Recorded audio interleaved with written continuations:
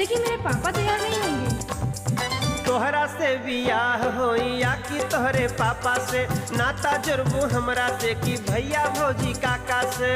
बहुत मानूंगी।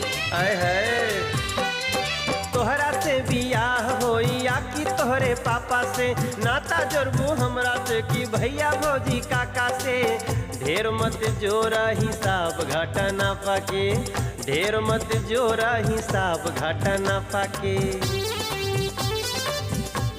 उफ, क्या करूं? हाँ होता झट से बोलू रे गोरिया, नाही तना ना ना ना ना रे संवरिया। जल्दी हफ्ता और आए से पहले हो,